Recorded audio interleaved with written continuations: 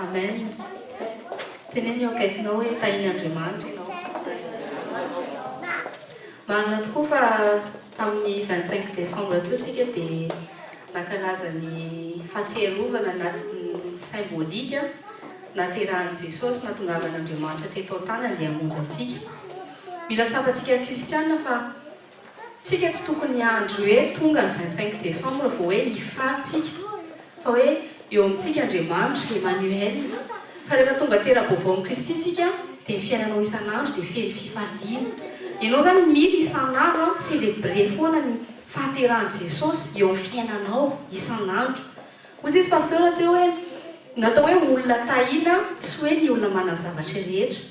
Fa natao hoe olona tahiana dia manana an'i Jesosy eo amin'ny fiainana. Teneny eo akaikinao hoe za mahita fa ianao ilay tena tahiana. Satria eo amin'ny fiainanao Andriamanitra. Amen. Ny olona mahatsapa fa hoe Jesosy no arena sarobidy indrindra anany eo amin'ny fiainana, izay ny olona tena tahiana. Satria moa izy Andriamanitra hoe atao ahoana hozy izy raha misy olona manana an'izao rehetra izao, azy n'izao rehetra izao, nefa miverina izy ny fanahiny. Fa tsapahanao fa hoe fanahy masina no sarobidy indrindra eo amin'ny fiainanao, izay nahafatana fa ianao ilay tena olona tahiana.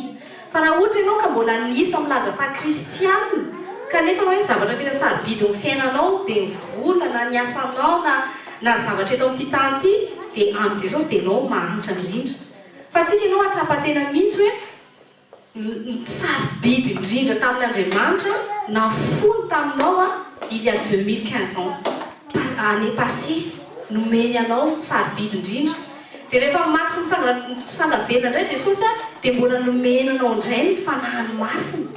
Ianao zany mila matsapa-tena fa ianao no tena manan-karena indrindra satria na ny arena sarobidy indrindra an'Andriamanitra no anatinao. Tsy haiko ianao hoe mahatsapa an'izany tena eo akaikinao hoe ianao nge sarobidy amin'Andriamanitra e.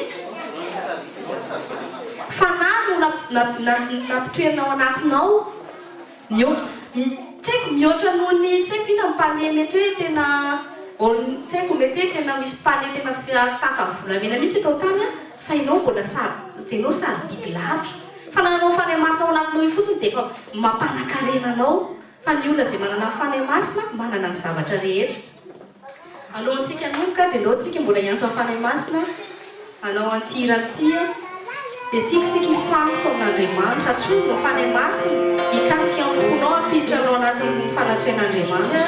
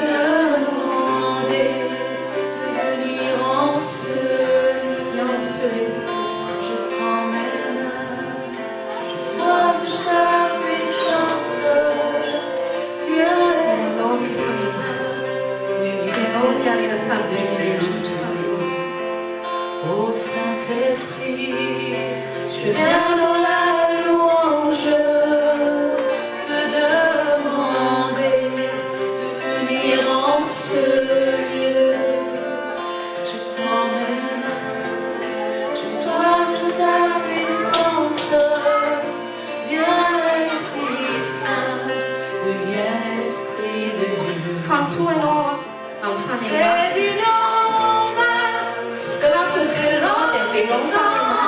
teny aminao androany. Saint-Esprit, rallume le feu, ton feu ardent, Atsova fanahy-maso nampirehatra amin'ny fonanao pour que ta gloire resplendissance sur lieu.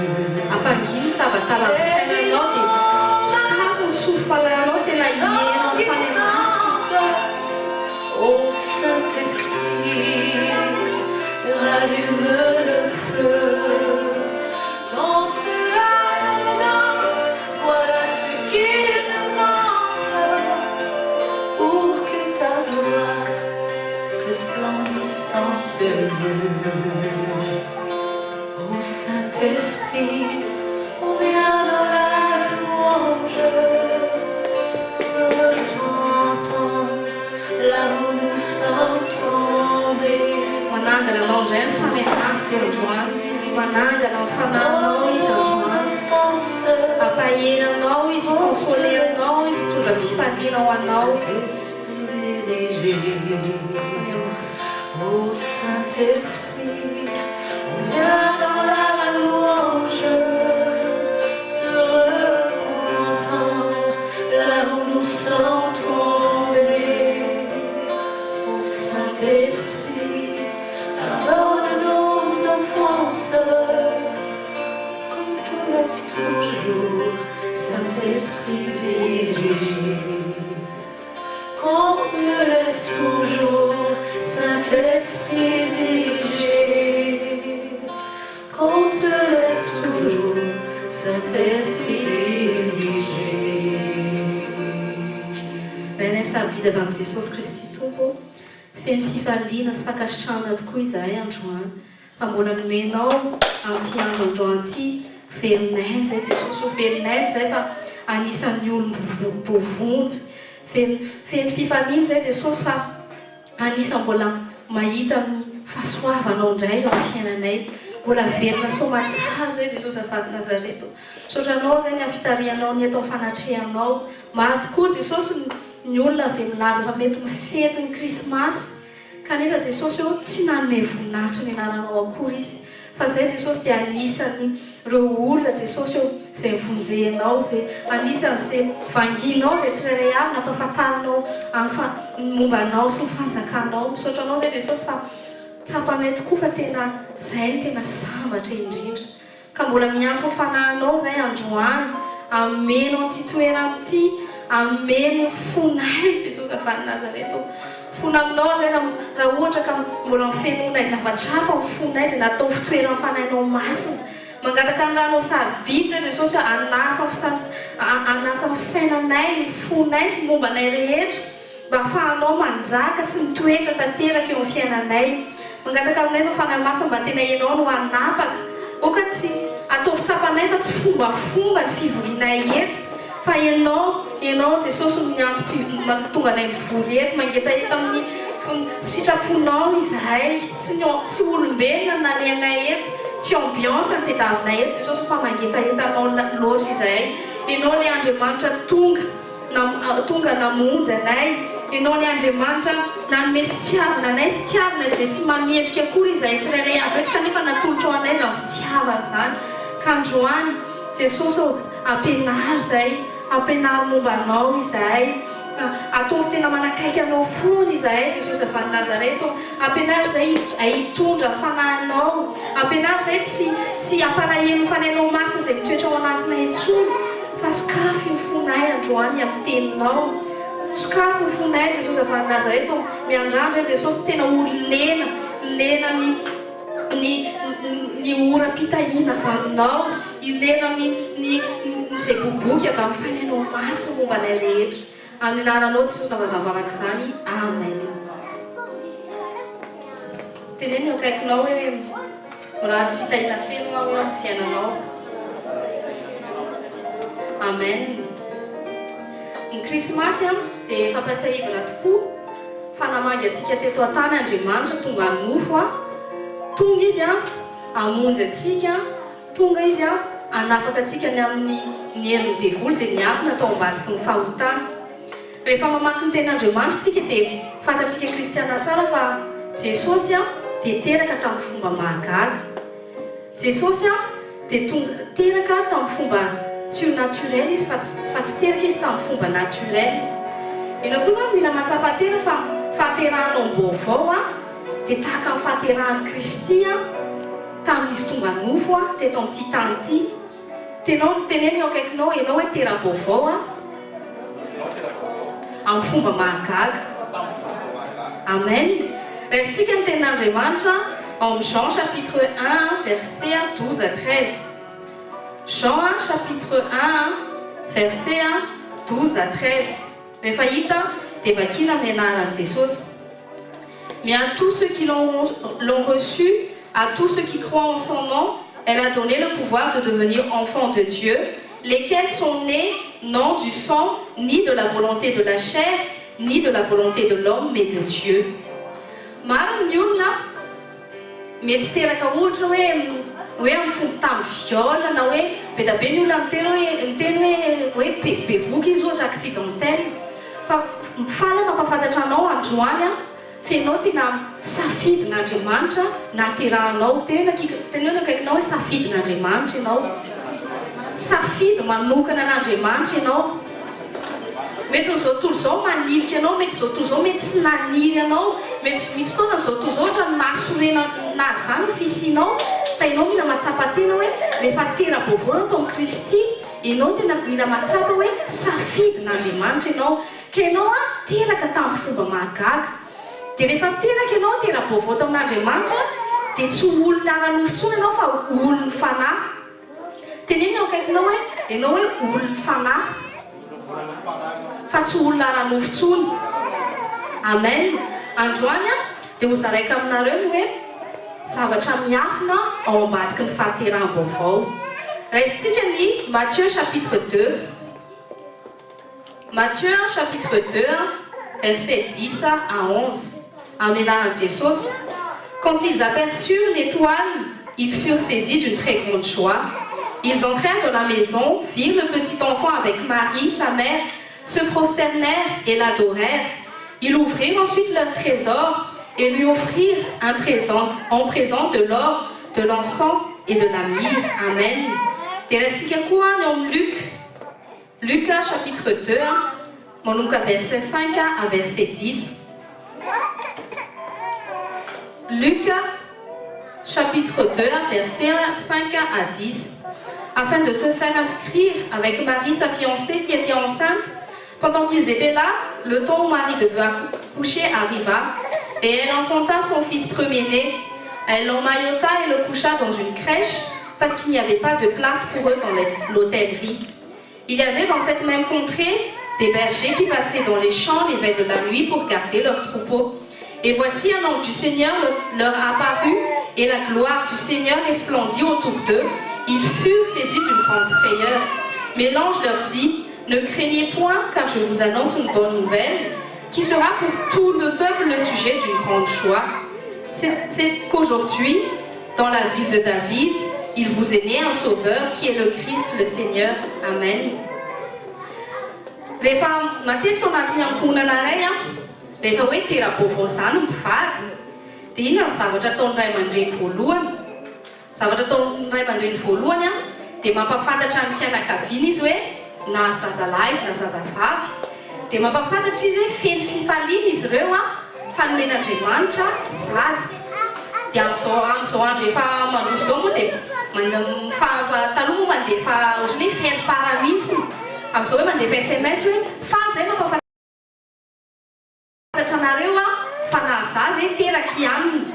Dia hitantsika tokoa anatin'ny tantara nahaterahan'i Jesosy fa nataon'Andriamanitra nampalaza mihitsy ny fahaterahan'i Jesosy, tena nasehony mihitsy hoe teraka ozy izy le Emmanuel, fifaliana be fahaterahan'Andriamanitra tonga teto tany, satria io no début ny hoe nahatongavan'ny salut eto amin'ity tany ity.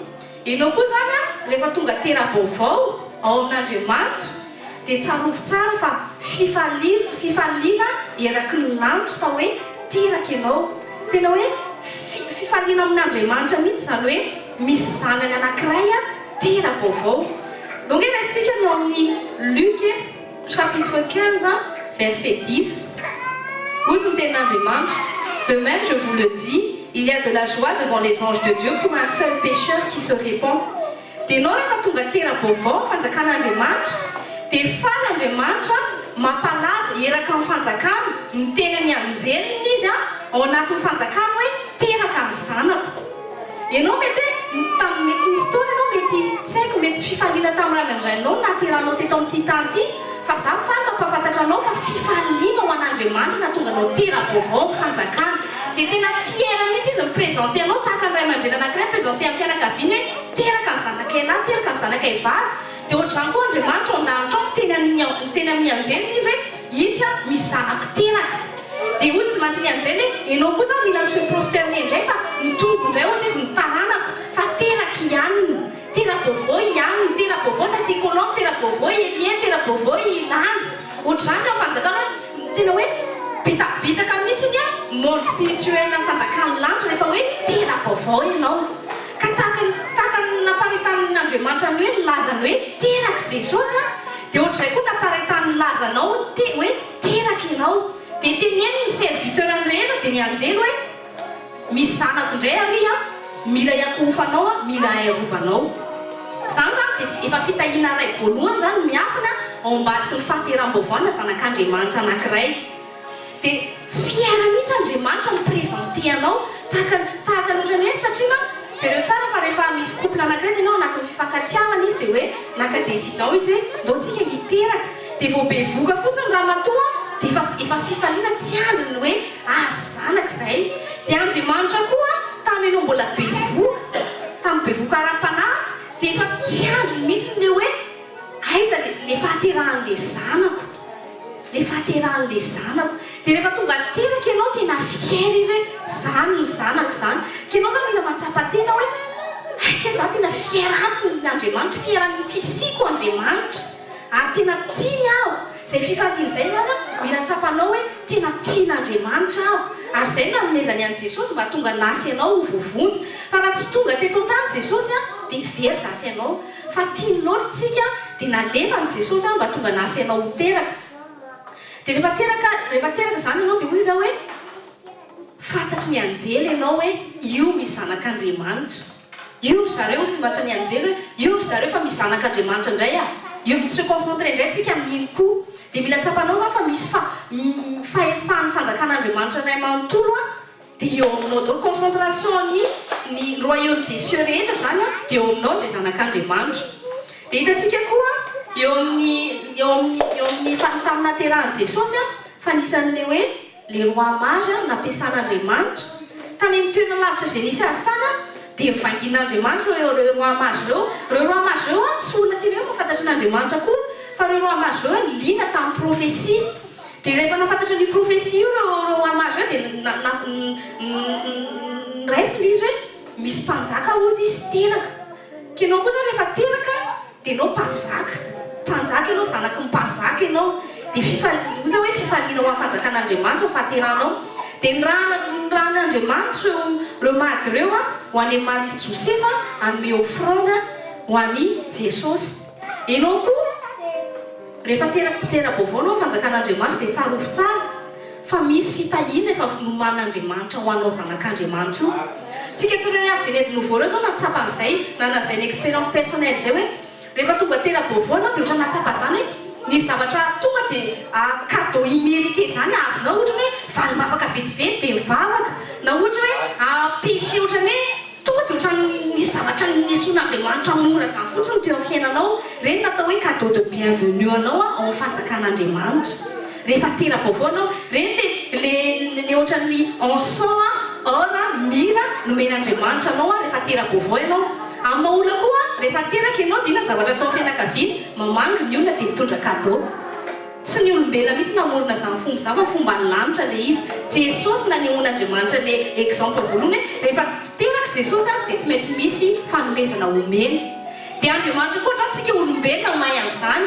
Ny havana ataon'ity na kozainy kozina na copain sy ny copine tonga mangy an'ilay mpivady hoe faly koa zay zara fifaliana aminareo dia tia cadeau emenay ny zanakareo dia ianao koa mihoatra an'izany ianao tena akakinao mihoatra an'izany ianao fiterahanao ny fanjakan'Andriamanitra misy offrande misy cadeau be da be na amin'ny spirituel na miara-nofa préparen'Andriamanitra nomenanao dia io no tena kanao ndraindray misy valimbavaka tonga dia azonao tapaka zany nisy péché ohatra hoe sigara zao ohatra lutter foana anao taminao mbola tsy tera-baovao ohatra tsy mety avaka fa misy fotoana rehefa tonga les nouvelles naissance le tonga le période iny tenao hoe nety nouveau nanao rencontre personnel anao tamin'Andriamanitra dia tonga dia misy zavatra tsapanao misy poaniala zany dia tonga dia ina zavatra renao voalohany rehefa tera-baovao anao misy joie misy paix ka fahateran'i Jesosy dia ohatra izy ny anjely fifaliana ozy izy ne craignez point ozy izy la joie zay le cadeau men'Andriamanitra anao rehefa tera-baovao anao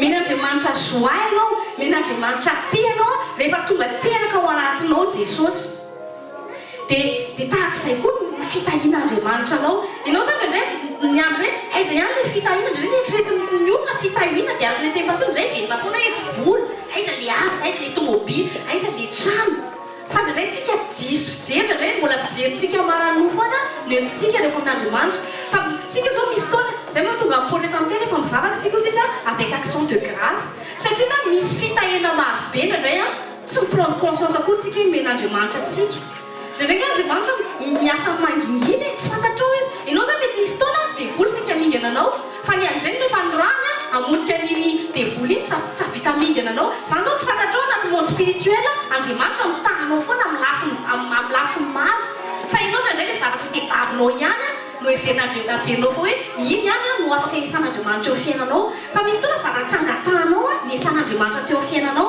ka ianao aloha rehefa mivavaka zany mahatonga ny paoly miteny aza monomono tsika onga le fimonomonony fa saon'Andriamanitra tena iny Jesosy misaotra anao hoe ny amin'ny fitahiana zay nataonao teo amin'ny fiainako zay tsy azoko atsaina akory tsy azonao atsaina mihitsy ny fitahian'Andriamanitra amin'ny fiainanao ndraindray fa ianao ndraindray mihidy be le fijerintsika mihidy be amin'ny maolontsika fa Andriamanitra keo tontolo ara-panahy tsy misasatra miafitra izy tsy misasatra izy mikolokolo mombanao dia ny fitahiana voalohany ananantsika dia ny amin'ny fitahiana tontolo ara-panahy voaterantsika dia efa ny anjely c'est nous se prosterner devant atsika izy ianao zany tsy fantatrao rehefa le anao nanolo tena sy mibebaka iny tonga dia be da be ny anjely no mandohalika anatrehanao hoe tia indray le zanako mipanjaka tia indray le hotopotsika fa ianao tsy mahafantatra an'izay fa mbola matahotra ny devoly ihany tsy mahatsapateny ianao hoe za le zanak'Andriamanitra efa multitude d'ange efa à mon service nataon'Andriamanitra à mon service ka zay ianao zay zanak'Andriamanitra ianao tiako zany ianao atsapatena ny identité anao ao amin'ny Kristy Jesosy tahaka naterahany Jesosy nanavan'Andriamanitra natonga ny Jesosy teraka teto amin'ity tany ity tahak'izay koa nanavan'Andriamanitra anao ho tera-baovao aminazy dia mily ianao misaotra ny Jesosy ny krismasy be da be moa ny olona mifamaly hoe afety satanika 25 décembre asa miditra lalina amin'izany fa raisy fotsiny hoe jour zay iarahan'ny kristiana eran-tany anomezana voninahitra zay hoe commémoration zay hoe tsarovantsika tokoa fa raha tsy tonga teto tany Jesosy tonga nofo dia tsy voavonjy aho fa zay fifaliana izay kosa nefa mila ifetenao isan'andro satria ny Jesosy efa mononao aminao dia zay fifaliana noentin'ny fahateran'ny Jesosy teo fiainanao zay mila zay kolokolonao foana isan'andro aza vela mangalatra ny joie zay meny Jesosy anao mihitsy ianao aza vela mangalatra ny joie anao mihitsy satana isan'andro fa rehefa tady anakotanao dia teneny hoe zaho efa terako amin'ny Jesosy efa fifaliana ny anjely mihitsy miteny fa rehefa terako amin'ny Jesosy dia ao amin'ny foana fifaliana ka tsy hainao mihitsy satana hoe nangalatra ny fifaliana satria na fifaliana tsy amin'izao rehetra zao fa efa ao amin'ny Jesosy donc iresitsika indray ny Matthieu chapitre 2 etuizitsika verset 3 à 7 12 ny tenin'Andriamanitra le roi Hérode ayant appris cela fut troublé et tout Jérusalem avec lui. Il assembla tous les principaux sacrificateurs et les scribes du peuple, et il s'informa auprès d'eux où devait naître le Christ. Ils lui dirent, à Bethléem en Judée, car voici ce qui a été écrit par le prophète. Et toi, Bethléem, terre de Juda, tu n'es certes pas la moindre entre les principales villes de Juda, car de toi sortira un chef qui paîtra Israël, mon peuple. Alors Hérode fit appeler en secret les mages et s'enquit soigneusement auprès d'eux depuis combien de temps l'étoile brillait. Et tu dis qu'il est versé 16 à 18. Alors Hérode, voyant qu'il avait été joué par les mages, se mit dans une grande colère et il envoya tuer tous les enfants de 2 ans et au-dessous qui étaient à Bethléem et dans tout son territoire selon la date dont il s'était soigneusement enquis auprès des mages. Alors s'accomplit ce qui avait été annoncé par Jérémie le prophète. On a entendu des cris à Rama, des pleurs et des grandes lamentations. Rachel pleure ses enfants et n'a pas voulu être consolée parce qu'ils ne sont plus. Amen. Mila fantatsika zanak'Andriamanitra koa fa rehefa tera-baovaotsika ny ao fanjakan'Andriamanitra dia malaza amin'ny eraky ny fanjakan'ny elo ny fahateranao. Fa zao fotsiny tsy mitovy ny impact ny ao fanjakan'Andriamanitra. Ao fanjakan'Andriamanitra izy mitondra fifaliana, fa ao fanjakan'ny devoly izy mitondra tahotra. Ianao rehefa tera-baovao ny fanjakan'Andriamanitra dia tsara fa menasy ho an'ny Satana ianao. Fa zanak'Andriamanitra tsy miprendre conscience an'izay zavatra mihitsy hoe tonga menasy ho an'ny Satana ka ny antom-pisiko rehefa tera-baovao amin'Andriamanitra. Tonga menasy ianao, ina moa fa tonga anao tonga menasy? Satria nafantatra Satana fa rehefa ho tonga lehibe anao hitan'ny Satana hoe io jejerotra io tonga eto Hérode dia ohatrany hoe mariky ny image Satan. Rehefa reny Hérode zany hoe noho ny avy amin'ireo mazy ireo hoe misy ona mpanjaka teraka. Dia tao anatin'ny Hérode zany dia le hoe akamplasiko zany za matoa izy misy tsara fa Satana zany mino ny profesia ny tenin'Andriamanitra.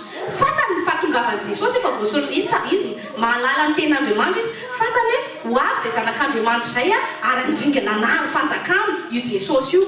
Dia teto Hérode rehefa nareo hoe misy tanteraka zany profesia zany hoe ho mpanjaka teraka hono ilay mpanjaka.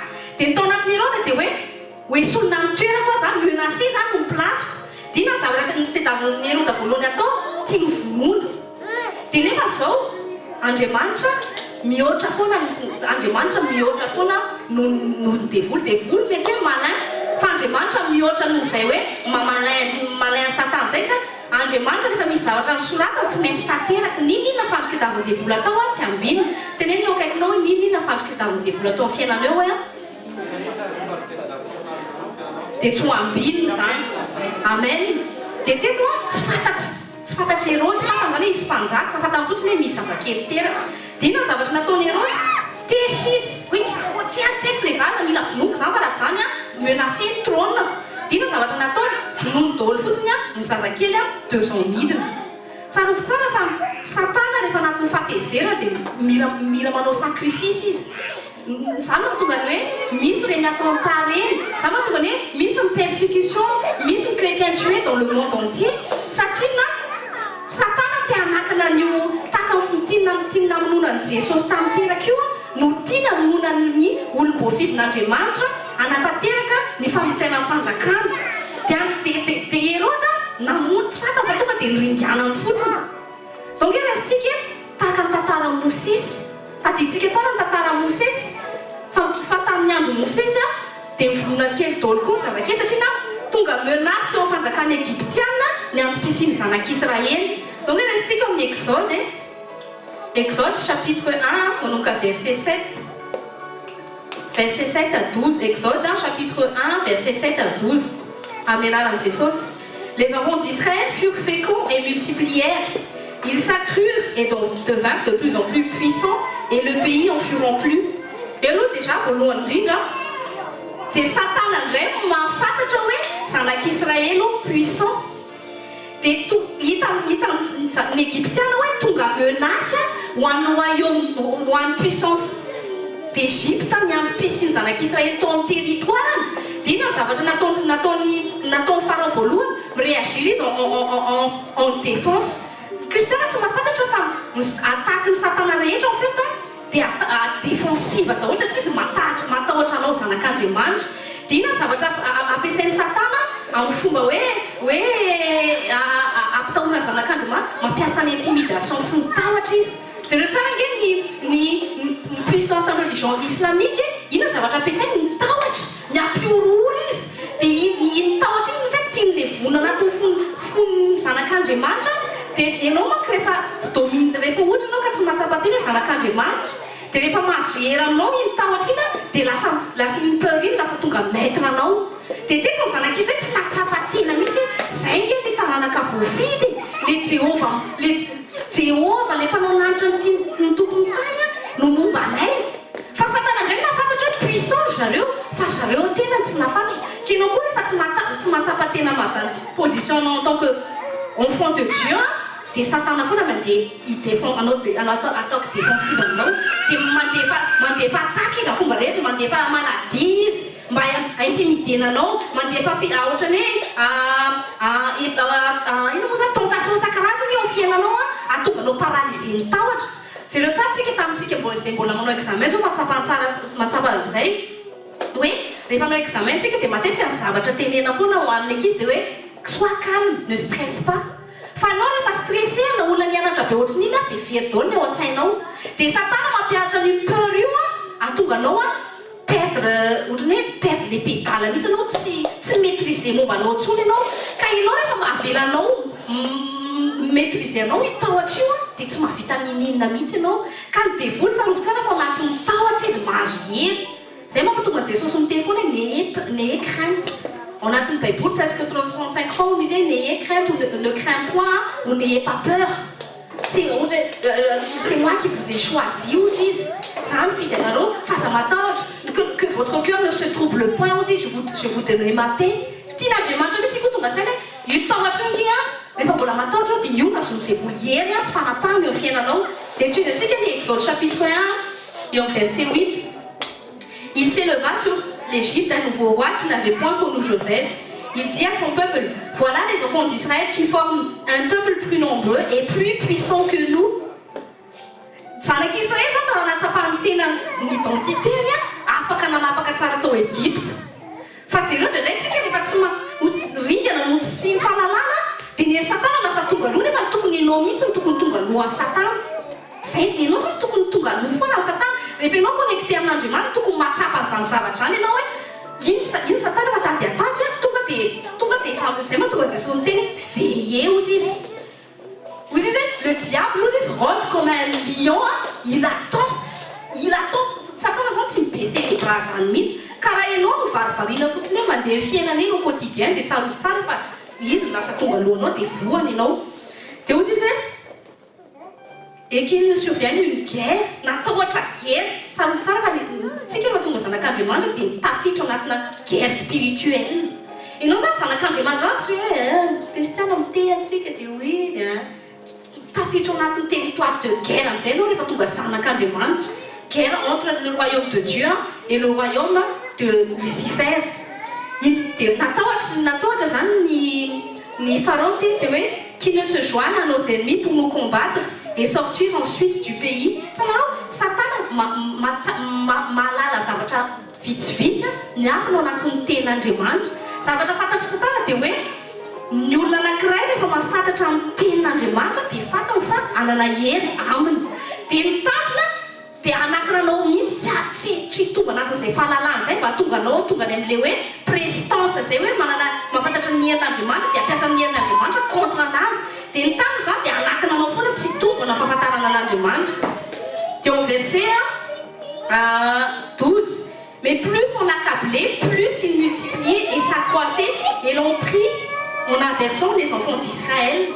Tais-toi, tsy nanakana ny zanak'Israël hitombo mihitsy ilay izy. Zany mampatonga ny hoe na misy eran-tany persécution raha misy hita dia hoe izy ny teny olona persécuté indrindra dia ny chrétien. Dia nefa ny manakana ny émancipation ny évangélisation izy zany non. Zay tsy fantatry Satana fa tsy mifahafatesina mihitsy akory no anakana ny émancipation du royaume de Dieu. Fa zavatra ka mety vitan'ny Satana fotsiny ao anatin'ireny hoe persécuté izay mety chrétien maty dia au contraire izy manafaingana fotsiny fodiny zanak'Andriamanitra ny lanitra. Fa Satana mihevitra be mihitsy hoe ringanana hoe avita andringana izy ny zanak'Andriamanitra eto tany dia tsisy émancipé ny royaume de Dieu. Tsia Andriamanitra mbola mahery no Satana ary ny zavatra teneny tsy maintsy tanteraka. Teto ninona tadiavin'ny Satana ho atao amin'ny fiainanao za mahita fa hitombo hery foana ianao fanjakan'Andriamanitra amen. Tsy voamaika ary ianao hitombo hery hitombo en puissance ianao satria ianao no hitady an'Andriamanitra foana. Dia ozy izy amin'ny verset 13. Alors les Égyptiens réduisirent les enfants d'Israël à une dure servitude. Io le fanandevozana. Ianao rehefa tsy mahafantatra ny identité anao dia andevozan'ny Satana ianao. Tsy afaka mamono anao tanteraka satria nandro. Dieu est toujours au contrôle. Misy zavatra permetten'Andriamanitra fa misy zavatra tsy afaka hoaran'ny Satana mihitsiny. Dia Dieu est au contrôle. Rehefa manana tsy tonga dia novonono daholo. Satria tsy afaka manana an'izay puissance totale izay Satana. Dia zavatra ataony fotsiny manandevo. Iny izy le mandefa oppression.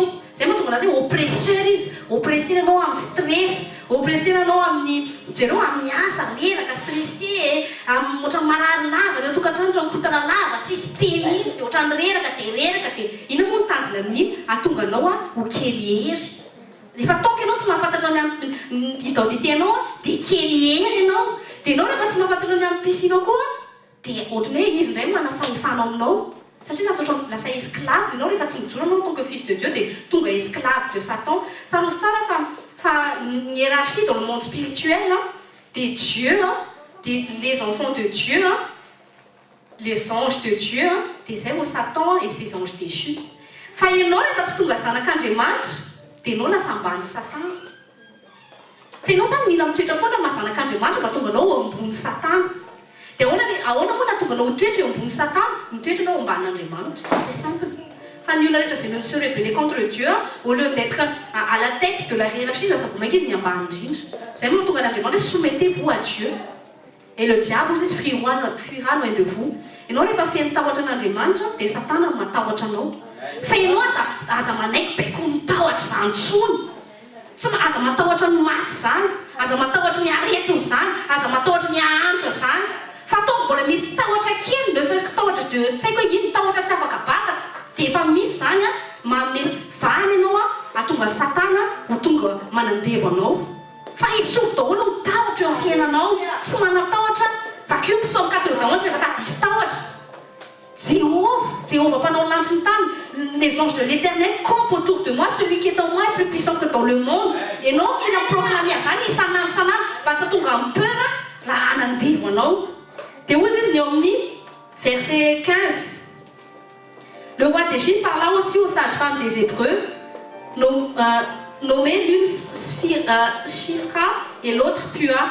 Il leur dit, quand vous accouchez les femmes des Hébreux et que vous les verrez sur les sièges, si c'est un garçon, faites-le mourir. Si c'est une fille, laissez-la vivre. Manino moa le hoe ny lehilahy ny vonoiny satria lehilahy scientifiquement parlant na fanjakana amin'ny monde spirituel déjà aloha ny lehilahy forona voalohany. Tao anatin'ny Adama no izy ny porteur ny semence de la vie. Dia amin'Andriamanitra ny lehilahy foana no ohatrany hoe instrument manaparitaka ny fiainana. Dia izany mahatonga ny hoe vonoan'Andriamanitra ny zazalahy rehetra. Teto zany fantapatatra Satana le prophétie hoe hisy olona hivoaka avy zanak'Israely hamotika ny fanjakanay. Ao anatin'ny monde spirituel zany tsy fantatsika zanak'Andriamanitra fa misy cogité zavatra be be ao. Plus réel no monde naturel atsika eto monde spirituel. Fa ianao mila mahatsapately zay moa tonga amin'ny pôly foana katsao ny zavatra ara-panaty ireo zavatra any ambony. Zay moa hoe illumine les yeux de mon cœur. Angatao foana Andriamanitra hoe meulasse yeux spirituel. Ampahafantaranao izy inona ny mouvement dans le monde spirituel. Plus ianao mifandray amin'ny tenin'Andriamanitra dia plus ianao sensible à monde spirituel. Teto zanak'Israël tellement tsy nafantatra intsony ny identité en tant que le peuple choisi de Dieu. Dia adiny zareo tsy namaky teny intsony. Déjà moa efa fenoan'ny Satana azy tsy manapotao intsony hamakina ny tenin'Andriamanitra, tsy manapotao intsony hivavahana satria miasa foana. Dia lasa tonga esclave anatin'le monde charnel fotsiny eo. Be da be ny kristiana miasa mafy fotsiny. Dia matory dia mety robolobolo nefa milaza ny kristiana dia oppressé amin'izay ny fiainana satria izy dia tsy misy teny tsy misepanure vie spirituelle fa reslave ohatran'ny olon'ny tany any satria mandeha ara-mofo izy fa tsy mandeha ara-panahy. Dia nefa teto tsy namono tsy nanaiky nanatahotra an'Andriamanitra reto sage-femme reto. Dia toizatsika amin'ny verset 22. Alors Pharaon donna cet ordre à tout son peuple: vous jetterez dans le fleuve tout garçon qui naîtra et vous laisserez vivre toutes les filles. Amen. Tais-toi. ny andrasana fahateran'ny Mosesy dia tahaka ny andrasana fahateran'i Jesosy. Misy zany rehefa jerentsika ny info dans le monde dia misy ny kristiana be da be martyr sy persécuté ary tena maty izy ireo noho ny anaran'i Jesosy, tena misy zany. Fa zany koa tokony tsy mitondra tahotra antsika. Fa ianao zany rehefa ianao tokony mahatsiaram-bavaka ren'olona any amin'ireny pays persécuté reny. Fa ianao mampitomany anao dia le persécuté mivava ny voisinage na hoe iny tsy ihany ohatro dia ianao mitomany. Fa za rehefa tady ohatrany hoe tady déprimé en fiaina ohatrany hoe tady murmuré amin'ny condition de vie moi no ohatrany hoe fanarahako amin'i Jesosy dia tonga dia ampatsahivy mifany masina foana amin'ireny fiainan'ireny kristiana persécuté reny. Fantatrareo ve fa misy zazakely na ohatrany hoe 6 ans dia tonga menacena silamo izy ohatra amina basy eo amin'ny lohany dia matsamijoro izy hoe zaho izy tsy renian'i Jesosy dia tifinireo sy mamireo izy dia maty. Dia nefa ny ianao persécution na vavy dia mba makarary fonao. Ianao tokony mivavaka ho amin'ny chrétien persécuté reny. Jereo kely nisy an'izay mpanompon'Andriamanitra izy hoe asiatique Francis Chan zay. Jereo kely nkeo miotova ministère-ny dia mitondra vavaka fotsiny ho an'ny chrétien persécuté. Oreto atsika ve persécuté miavatsika dia ampalemy antsika tsy hanaraka an'Andriamanitra. Fa soran'Andriamanitra fa atsika tsy anisareo vononareo takan'ireo zazakely 2 ans reo. Fa atsika anisan'ny ohatran'i Jesosy sy Mosesy narovan'Andriamanitra. Satria atsika le nofidina hanafaka ny zanak'Israely ao Egypte. Zasa ianao zany le narovan'Andriamanitra. Nitely izy ianao ho velona. Satria miampy-pisinao dia ianao mihitsy le fidin'Andriamanitra hamodika Farao sy ny tanànan'i Egypte. Tahaka ny Jesosy, ozy izy Jesosy hoe ozy izy je suis oint ozy izy any amin'ny Ésaïe 60 il m'a oint pour apporter la bonne nouvelle. Ianao le narovan'Andriamanitra ny fiainanao tsy maty. Satria ianao le tian'Andriamanitra nosorana hitondra ny bonne nouvelle sy délivrer un captif. Dia ianao mahay misaotra amin'Andriamanitra azalan'andra ianao amin'ny zavatra mety hita amin'ny masonao zavatra tsy sy dikany reny teny Satana tsy sy dikany amiko zany. Tsy sy dikany amiko zany Satana hoe fa za le Mosesy takan'i Jesosy narovan'Andriamanitra tsy ho faty. Dia indraindray tsika égoïste tena tsika foana ny hitatsika. Tsika ve zao fa mba mivavaka ho an'ireny jereo kely any amin'ny famille reny any Soudan. Voany zao izay vady jery film somary chrétien izy tantaran'ny peuple tamin'ny andron'ny guerre tany Soudan. Fa mampalahelo be guerre civile tany Soudan. Jereo izay film zay tsy tadidiko ina ny titran'ilay film. Fa rehefa avy mijery ilay film izay vady dia nifona tamin'i Jesosy dia nisaotra tamin'Andriamanitra ny amin'ny fiainanay. Misy kely reto olona tsy misy rano sotroina koa. Za moa tonga ampoly teny misaora. Zay mahatonga mivavaka Jesosy ty amin'ny zavatra voalohany teny dia hoe misaorana amin'ny ray. Ianao zao ianao rehefa misaotra dia sokafanao fotsiny robinet ianao dia miboboky. Ny sasany ary anaovany bain mihitsiny dia avy eo arina fotsiny. Fa ny any amin'ny pays sasany raha mipotaka ny sotroiny. Ny any amin'ny pays sasany mafy mihitsy zany hoe tady sakafo. Misy olona mandeha 2 heures mba ahitana pluie isotroina mba tonga anazy velona. Dia ianao tsy haiko mety crédit enina 1000 € tsy voaloha. Mety ny tonton sy ny tontinanao manenjika anao manareo misika. Dia inao dia reraka sy lavaka. Ianao dia kive zany Jesosy. Tsy hitanao tsy fa mijaly. Fa ianao hoe mba nijery reny afrikana mijaly tsy mihina hanina reny dia nefa misy reny mahasamijoro hoe za inao Jesosy nefa tsisy ninina. Satria nahoana? Satria nanoraisiny fitahiana feno amin'ny fiainany fananan'i Jesosy ny fanahy masina ao anatiny.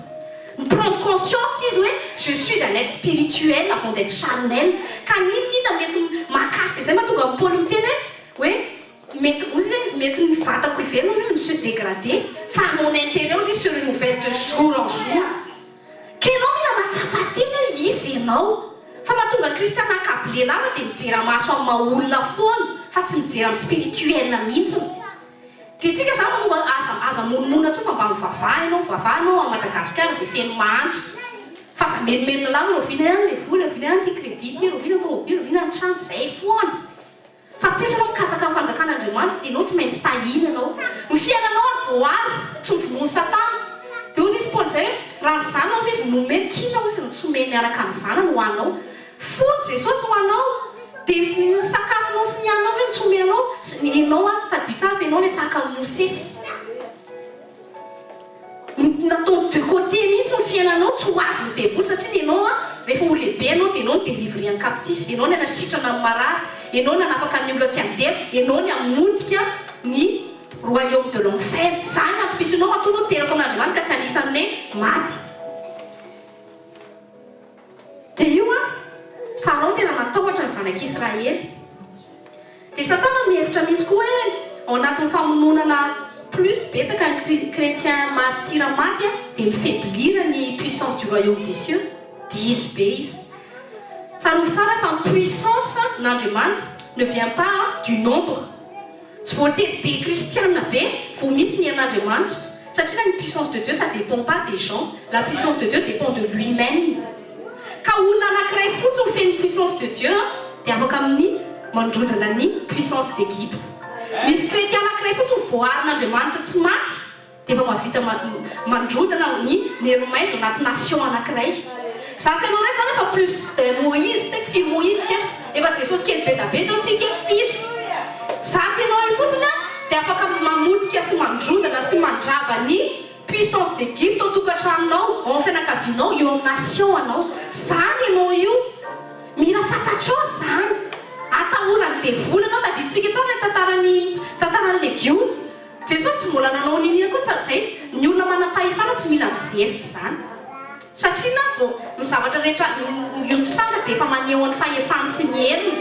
Fa Satana tsy maintsy manao cinéma be. Ke hoe magicien reny ohatrany tena spectaculaire be reny. Ina moa mitandrina Satana atin'iny? Anasasany lohanao. Zay moa tonga hoe guerre voalohany dia guerre des pensées foana. Ao anatin'ny lohanao izy nitaina bobotra dia rehefa ianao rehefa varinao tsy manaminy amin'ny pisinao amin'ny ara-panana dia silamo kosa tena mahery tokoa. Za zao rehefa tafara dia anao piripirina fa tsy hoe dia lakony iny tavaratra iny. Satria anao tsy mahafaty amin'ny pisina ianao iny se concentré anao tamin'ny zavatra ataony devoly fa tsy se concentré anao amin'ilay zavatra vitan'Andriamanitra rainao tomponao. Dia ohatra mihitsy tsika rehefa miaraka amin'Andriamanitra, mihitsy tsika mahatsapa tena iza. Ianao zany mila misaotra an'Andriamanitra isan'andro. Za taka Mosesy, za ke tena velona androany. Za zao efa oviana ny tena vaovao tena narovana tahaka Mosesy Jesosy. Satria misy antom-pisina dia za zany le tonga menace ho an'ny enfer. Satria za le irana idélivrer amin'ny peuple rehetra hafa. Ianao io zao tian'Andriamanitra ampiasaina ampiteraka fanan'olona maro, ilibérer fils de Dieu be da be zay retenu avy Satana captif amin'ny tontolo ara-panahy. Dia ianao mila mijosona option Satana mihitsy hoe za ndray Satana jereo tsara mihitsy ahako fa za le vidian'Andriamanitra sy narovany ny haiko hamotehana anao. Ka za tsy atahotra anao zany intsony. Aza mba sakasakana zany intsony hoe androso amin'ny fitadiavana fanjakan'Andriamanitra. Nini nataonao eo za tsy atahotra anao fa dégage. Laisse passer le fils du roi des rois. Laisse passer le fils la fille. Zany zanak'Andriamanitra. Ianao ambany raika ianao dia ambany koa ianao zany fa za manadaladala amin'ny fanotokan'Andriamanitra zany ianao fa mitady loza ianao raha motraka mikasikasy aho. Mahita loza midadako ianao raha ohatra mba mikasikasy aho. Jereo David, Goliath, jereo ny intimidation hoe Goliath ohatrany hoe ngeza be zany. Iny daola fataony izy menakavy dia tena enjana be le devoly le tia. Fa tsy fantany fa ny Andriamanitra tsy hita maso ny afo natao amin'ny David ny tena goavana lavitra ny vavany Goliath sy ny habeany. Ka ianao anatinao lehibe lavitra ka ianao rehefa ninona mety combat ny adversité anao le Dieu qui est en toi est plus puissant que ton adversité. Dia avance. Mety indray betsaka ny sakana tsy afahanao mandeha fanjakan'Andriamanitra avance. Satria nafantatry Satana fa plus ianao mandroso dia mitombo stature ianao en tant que fils de Dieu dia mitombo hena ianao dia plus dia mihena mety tsisy hery Satana eo anatrehanao. Ka ny solution mandrosoa foana. Zay toan Jesosy hoe mandrosoa izy mantsamy-petera. Dia toisika isika indray tenin'Andriamanitra amin'ny Jean chapitre 15 verset 16. Ô Jesosy, ce n'est pas vous qui m'avez choisi, mais moi je vous ai choisi et je vous ai établi afin que vous alliez, que vous portiez du fruit et que votre fruit demeure, afin que ce que vous demanderez au Père en mon nom, il vous le donne. Io tena atahoran'ny Satana io fahafantaranao io rehefa mahafantatra ny dada ianao dia nini nangatanao ny dada dia tanterahana. Dia fantatry Satana rehefa mahafantatra ny dada zany ianao dia angatanao ny herin'ny dada motika azy dia maty izy very, tsisy hery izy. Ka ianao vidian'Andriamanitra ianao. Tena ianao zany mila mahatsapa hoe fa alohanao tera-baovao io inona tsy fiarovana nataon'Andriamanitra anao. Mba tonga anao miteraka tsy ho fatin'ny Satana. Tahaka ny arovany amin'ny Mosesy tsy maintsy tonga. dia ianao koa tsy maintsy tonga ianao satria ianao fidiana hamotika azy.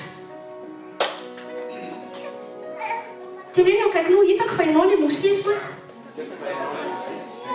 amoaka ny zanak'Israely ao Egypte. Amen. Dia jerena zavatra mahagaga ataon'Andriamanitra Mosesy tsy vita fotsiny ny arovan'Andriamanitra izy tsy ho faty fa iza ihany ny arenany izany nampiasaina mba hanampalalehibe anazy ny arena tao Egypte. Donc iresitsika eo amin'ny Proverbe chapitre 15. Proverbe chapitre 15 verset 16. Proverbe chapitre 15 verset 16. Alors, dis-moi. Proverbe chapitre 16 verset 7. Quand l'Éternel approuve les voies d'un homme, il dispose favorablement son égard, mène ses ennemis. Mais Satan a nievitra be mihitsy ampiasa olona na ampiasa situation anataraboanao. Fa ianao rehefa mifaritra sy mitoetra amin'Andriamanitra dia reny ihany lasa ampiasain'Andriamanitra eo ambany fahefanao. Le seka mitady hamotika anao indray no lasa tonga fitaovana ho anao. Dia teto le farao seka hamotika zanak'Israely ihany no niompy amin'ny Mosesy. Tsy fantany akory. Hitanareo nampiasainy ny aisan'ny farao hiadopte amin'ny Moïse. Dia inona nefa nitanjon'Andriamanitra tao anaty izy lasa tonga espion du royaume des cieux tao anatin'ny royaume de l'enfer i Mosesy. Inona moa zavatra nataon'i Jesosy? Nidina tany amin'ny enfer izy. Hitan'i Jesosy tao daholo ny fomba fiadiny devoly rehetra amin'ny enfer izy. Zao ny zavatra ataony hiatakena ny zanak'Andriamanitra ny an-danitra. Dia inona moa Jesosy naka ny lakle izy. Tsisy zavatra miafina an'i Jesosy tsony zany fomba moyen d'attaque ny rehetra sy ny moyen rehetra hoanao zany taktika ny satana rehetra. Tonga nanao espion tany amin'ny enfer tany izy lo fo izy. Inona daholo zavatra fomba fiadinareo jerevaka daholo. Satria Jesosy rehefa inona moa ny afaka ataony? Jesosy mahery koa izy. Tsisy secret amin'Andriamanitra zany zavatra fomba fiadiny satana sy ny devoliny.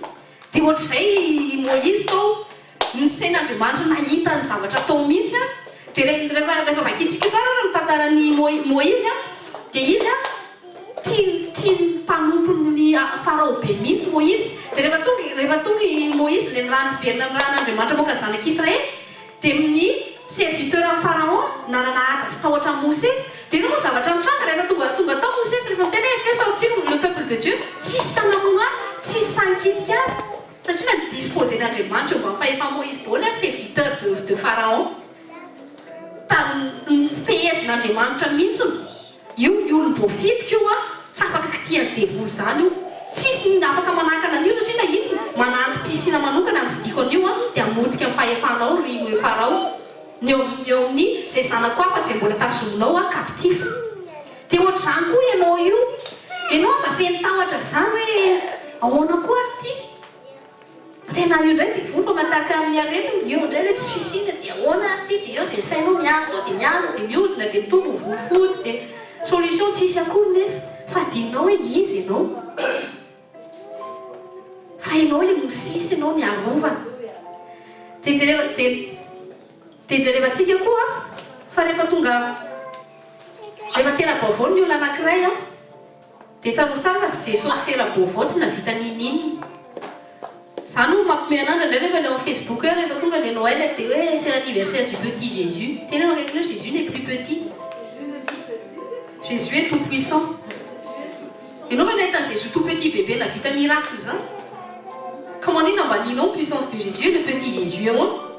Il est redoutable, il est tout puissant, c'est le très haut. Car l'autre qui était tout petit, et vous-même, c'est un bébé, Jésus bébé, on fait là, on a tout à toc maman. Dina zavatra ataon'Andriamanitra rehefa nomen'Andriamanitra ny Jesosy satria izy mbola natria izy Andriamanitra tonga nofa olombelona na nomeny anazy Josefa sy Maria hiaro amin'ny endry. Tsy zazakely mavita miaro ny tenany zany, tsy zazakely mavita miady ho any tena zany na miaro ny hafa. Mosesy zazakely zany tsy afaka namoaka ny zanak'Israely.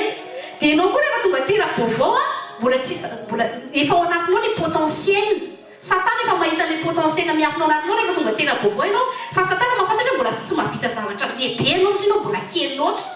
Dia ny tetapona anakananao tsy ho lehibe mihitsy fa raha tonga anao ho lehibe dia tetapony vonoina ihany ianao dia nina zavatra ataon'Andriamanitra mila marisy Josepha ianao reny natao hoe ray aman-dreny ara-pinoana za manko tonga nisy be da be ny kristiana tera-baovao a fa morne misy koa morne na hoe teraka kely izy tonga izy dia maty le afony satria nahoana satria tsy mana ray aman-dreny ara-pinoana tahaka marisy Josepha reo marisy Josepha reo a reo no resahan'ny anjely tonga dia tenen'Andriamanitra izao dia lava satana tonga hoe mitsoka ny zazakely ary dia misy fotoana mpanompon'Andriamanitra tenen'Andriamanitra ianao ilay mbola tsisy ianao tsy mbola mahafantatra ny tsy mbola développé sens spirituel anao no mamaky baiboly anao indray mbola tsisy zavatra azonao fa ny mpanompon'Andriamanitra ray ara-pinoana no ampiasain'Andriamanitra miteny hoe izao dia dava satana atao fa miembeny ianao tsara misy azao any izao a miananao amin'io fa tsy mety aminao io dirigeny ray aman-dreny ianao a hoe ary ny lalana lefa tsy misy fitavana satana ataonao zay tenen'Andriamanitra amiko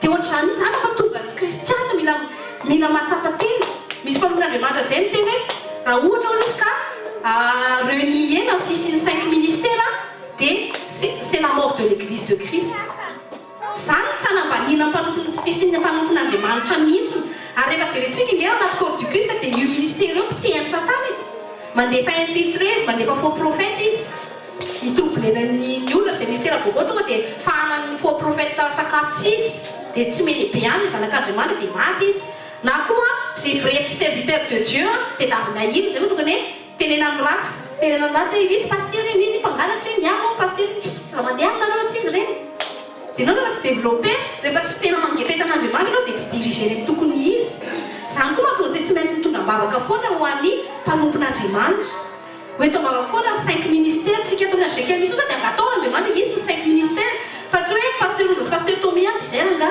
fa antany Jesosy ampitombony fahasoavana tsirairay avy atsangany ndray mosesy be da be atsangany ny enseignant atsangany ny évangéliste ozy izy Jesosy hoe raha ianao petero mpanjono olona vava ianao amin'izany hoe rends nous des pécheurs comme Seigneur utilise-nous pour faire naître encore tes fils et tes filles any amin'izay misy anay zany zavatra tokony ataonao fa tsy variana fotsiny hoe takiny devoly eo dia tsisy zavatra mandeha amin'ny lohany mihitsy mivavaka ao zay le tenen'ny Jakoba hoe vavaka 10 toerana tsisy zavatra mivary mihitsy mivavaka ao satria ianao tsy mahafantatra ny antom-pisinao zavatra voalohany zany dia mila arovana reny olona tera-baovao reny mba tonga azy ho lehibe zany mampatonga antsika miinvité antsika foana tonga ao sekoly ampianarina ianao ahina-kanina ny tera-baovao tsisy zazakely mivoaka kibonea zany iny izy makanontana dia mamahany tena tsy zazakely mahay mamahana ny tena zany fa namenanona izy mbola nono reny ny atao mbavan'ilay zazakely zay izy vao mitsetitra kenao koa mbola nono menanao karaha tia tay ho lehibe anao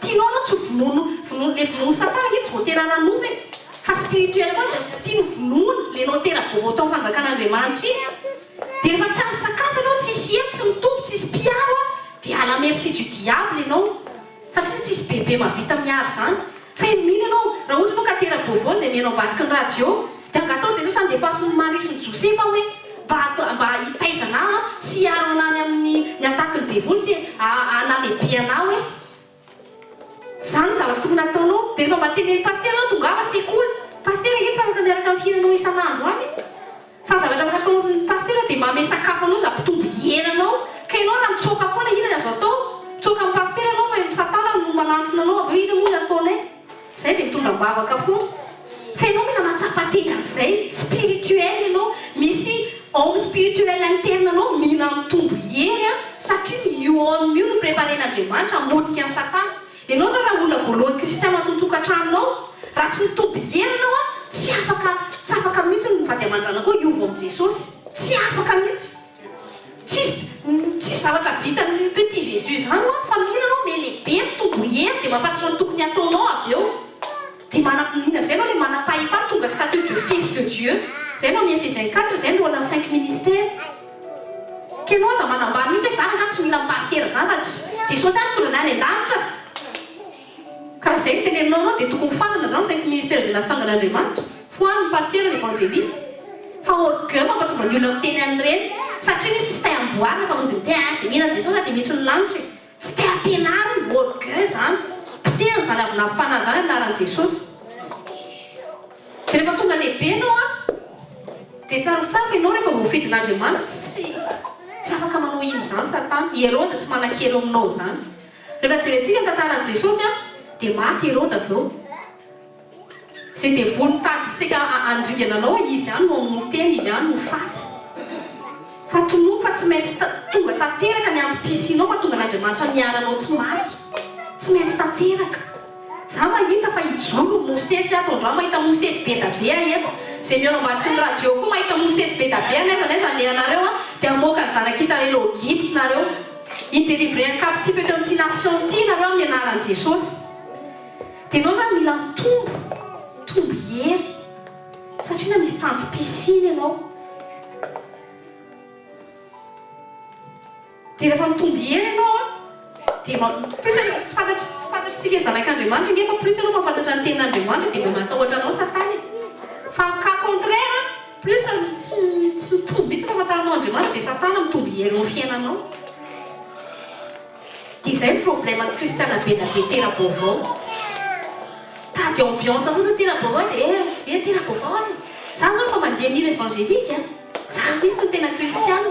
Dia rehefa tonga ny adversité latsaka ny rano ndeny latsaka daholo mitsika tsony paster tratrarina sondray paster sondray zay foana natsona ny paster fa miteha tongava sekoly dia mavaky indray le olona dia iny dia lasa paster sondray dia ianao tsy olehibe mihitsy farany ianao lasa maty ny afonao. Zay fa tonga ny rija miteny hoe ny afonao io mba ampy tsara ny huilenao anatinao io. Tsy ozy izy Jesosy hoe maro izy milaza fa tompoko fa tsy fantatra ianao tsy mety ho fanjakan'Andriamanitra. Tsarovitsaka ny église au lever de Jesosy tsy église charnelle zany. Tsy église de bébé spirituel fa ino moa izy ny teny Andriamanitra Ephésiens 4 à la stature parfaite de Christ ozy izy.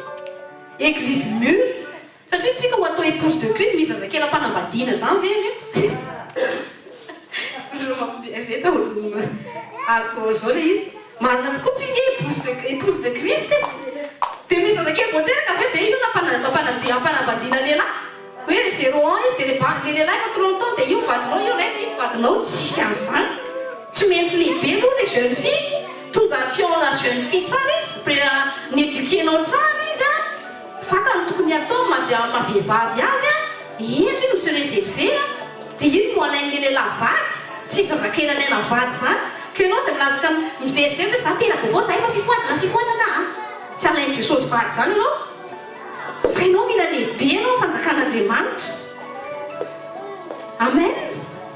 Ka mila zany renouveler mihitsy ny intelligence atsika tsara le mitony hoe mila tera-baovao ianao fa mila ianao lehibe tonga an' Jesosy le tahaka ny mitombo hery amin'izay nalefa n'Andriamanitra tany anefitra izy nataon'Andriamanitra fasan'ny adversairany amin'izay izy tellement Jesosy efa tena anatin'le staturany amin'izay efa tonga amin'le antom-pisiny amin'izay sanoy tsara fa misy fotoana ohatra hoe misy ao mpanompon'Andriamanitra teny Andriamanitra ianao atsoka ho mpanompo dia amoaka anangana zanako be da be dia iny ianao le hosorany ray aman-dray raha-pinoananao dia manomboka amin'iny ny ministèranao dia manomboka amin'iny ny fanatanterahany antom-pisinao fa alohan'izay Andriamanitra miprépare anao ampalehibiazina aloha ianao dia matetika ianao rehefa le zazara-panay dia iny le teniko hoe ohatra mbola tsy dia misy adversité zany hoe resaky mivavaka ianao dia mivaly le vavaka fa nafatana fa me mitombo ianao anaty stature anao me ohatra misy mafy zany ny combat anao dia mila ohatra me matsampy ianao ohatra hoe elabe zany Andriamanitra tsy mba mevalim-bavaka satria na tian'Andriamanitra fantatra amin'izay izy ianao iny amin'izay ianao le mila mibaiko iny amin'izay tsy le Andriamanitra foana manao azy fa iny Andriamanitra prendre conscience anao hoe ianao nge zanako ianao nge ohatra anahy ihany ianao ihany mampiasa ny teniko ianao ihany mavita mandresany io fahotana io ny ainan'izany daholo tsika rehefa le tera-baovao tsika dia misy fahotana zany ohatrany tsy nangatanao vavy zany tonga dia afaka fa misy ohatra hoe toetra ratsy na hoe fahotana ohatra mila combat be mihitsy mbola tsy afaka ihany satria na ino nafatara fa ozy Andriamanitra mila lehibe anao fa anatin'le hoe mitombo ny capacité zay nataoko anatinao fa anao miatrika an'io miaraka amiko. Misy tena Andriamanitra manao hoe za miadinao fa misy tena Andriamanitra miteny hoe ianao mihitsy ny tiako hiatrika an'le izy satria na fanampy efa ao anatinao dia mana capacité anao fa aminao miatrika sy miala amin'io zavatra io dia ohatr'izay fitombony ny zanak'Andriamanitra rehefa kely izy dia le mbona foana rehefa vao mangazo sakafo dia mele lehibe dia efa mahafantatra manao merci mais le valaka sotra Andriamanitra fa tsy me koa vao mahazavatra dia efa me lehibe izy dia zavatra ny mivavaka mitady amin'ny tavan'Andriamanitra amin'izay izy moa dada tokoa. Tena tay fantatra ny dada, inona zavatra ataon'ny dada marina moa. Dia efa tonga les personnes de confiance de Dieu amin'izay anao iny ianao la droite du Père tahaka an'i Jesosy. Dia inona moa la droite du Père? Miara-manapaka nareo mianaka eo amin'ny fanjakana. Dia ianao zany mila tonga amin'izay stature izay hoe tonga ianao l'ami de Dieu izy Andriamanitra mahandro Moïse. Fa Moïse nge tsy tonga teo amin'ny toerana mamoaka zanak'izy comme ça, misy zanak'Andriamanitra voatera bôbô tonga dia te-hanangana église. Mampime be mihitsy. Non, marina zany nge izy ohatran'ny mezantsika fa zavatra hitantsika zany anatin'ny l'église de Christ. Maika tonga dia hanangana église dia avy eo samy zazakely samy betaingenao crèche l'église ho farany. Dia ilay teny amin'ny Paoly zany izay efa te amenareo ena mbola lasa ranoronony ihany lasa réunion de crèche de Christ izy fa tsisy lehibe ny tany lasa hoe jango amin'ny fampitantana. Dia ina moa zavatra vitan'ny église de Christ bébé spirituel mba miteraka izy dia mitera dia eo fa rehefa mivoaka avao izy dia iny liona mitrena tonga tomany izy dia hiavana dia hoe eny amin'ny tsy hitan'izay atao fa nanatonga n'Andriamanitra mifidy antsika dia ianao mitsangana ho lehilahy mahery sy vehivavy mahery no ampiasaina ao fanjakana hamotika amin'ny fanjakany maizina. Ka na tsy tonga lehibe dia ho lanovo satana foana. Dia ny ingrédient mba tonga anao fa nampiseho tsy jereo tantarany Mosesy nanana nonoana izy.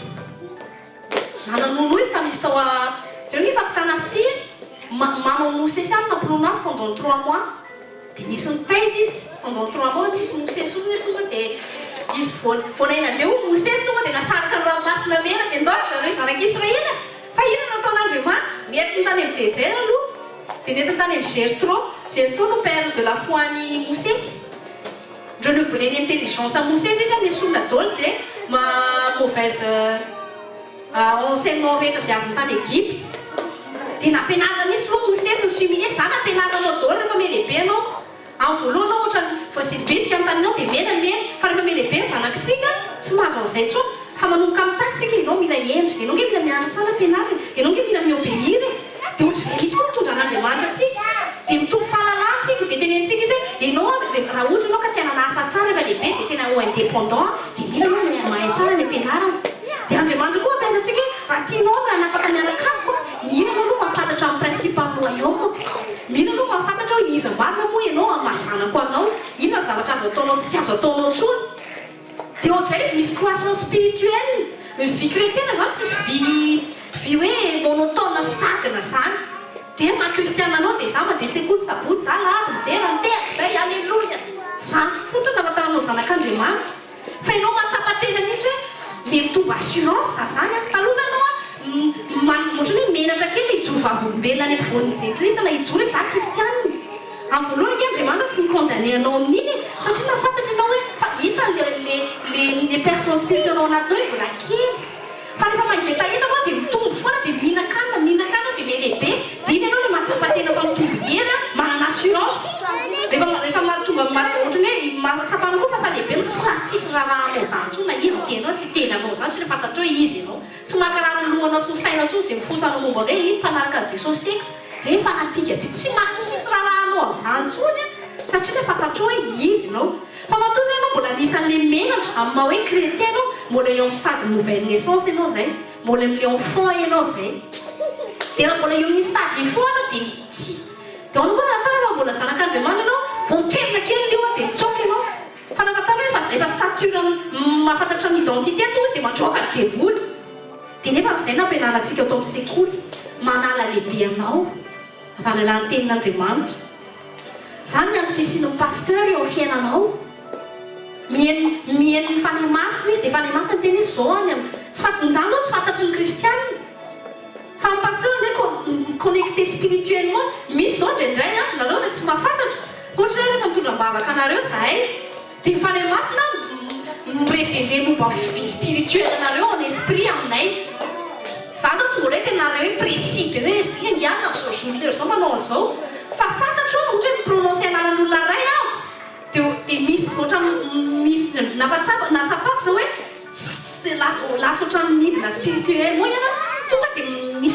hevitra zany ataonao anatin'ny espriako dia ina ndre matiarakary koa dia manontany fanamasinina zany tokony ataoko iantso azy a sa tsy iantso azy sa ahoana sa sa mitondra mivavaka fotsiny dia misy fotoana zay mandefa SMS kely ahoana ianao sozao zany fa re ao anatin'ny sphère spirituelle ny fiainanam-panahinao io ampifantarin'Andriamanitra amin'ny ray aman-dreny ara-pinoana ianao ndray mihevitra be manafina zavatra fa zavatra fenao iny hitan'Andriamanitra dia avy eo izy miteny amin'ny mpanompony hoe eto am-bavaka ihany fa misy an'izao dia iny izay no mandohalika dia mivavaka ho anareo misy fotoana indray fa ny masika mahafantatra anay hoe ihany no tena mirehitra tsara tonga dia renao misy pe zany vao prononcer ny anarany vao mivavaka ianao anyandatra renao zany hoe misy pe mitsafanao ara-panahy dia zany tsy hoe descriptible tsy haiko hoe décrire anareo liza fa fantatra ilay izy amin'ny tontolo ara-panahy zany mampatonga antsika mila connecté spirituellement foana dia ianao raha tsy tay connecté amin'ny mpanompon'Andriamanitra dia misy faibe zany no vie spirituelle anao zay mahatonga ny Paul miteny hoe obéissez aux vos conducteurs parce qu'ils veillent sur vos âmes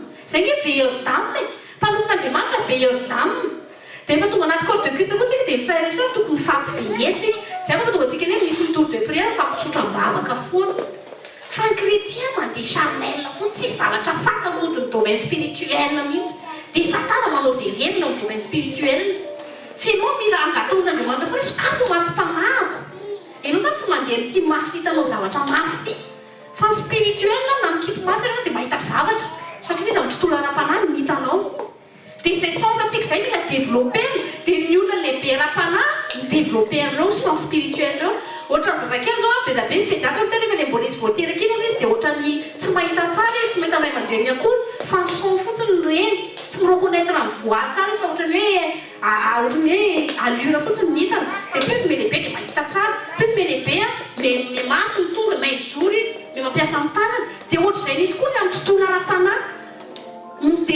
rehefa mitomby ianao dia développé ny sens spirituel anao rehetra ny sofinao ara-panahy le mahare zava ara-panahy masonao mahita ny zavatra ara-panahy zany zao possible zany afaka mahita ny anjely anao ino ny anjely Jehova namotika ny anjely satana zay andringana anao afaka hita zany raha tian'Andriamanitra zany mahatonga misy koa ministère des songe sy ny rêve anaty baiboly ahoana jery tsara ny tantaran'ny Joseph ndray mandeha fotsiny Andriamanitra nanome songe anazy izy tsy mba nahare an'Andriamanitra zany resamy tahaka ny Abraham anao ihany fa izy satria réel le izy tao anaty spirituel réel tamin'ny esprit an'i Joseph izy dia ampy anazy réel no zavatra-tranga teo amin'ny fiainana réel no ny prison réel no ny injustice ny ainana réel no ny persécution natao frère dia ampy anazy zay mijoroana hatramin'ny farany retintsika zany le tsapate fa ny réalité atsika ny tena réalité atsika dia zavatra zay tenenin'Andriamanitra momba atsika dia mila anao mila se concentrer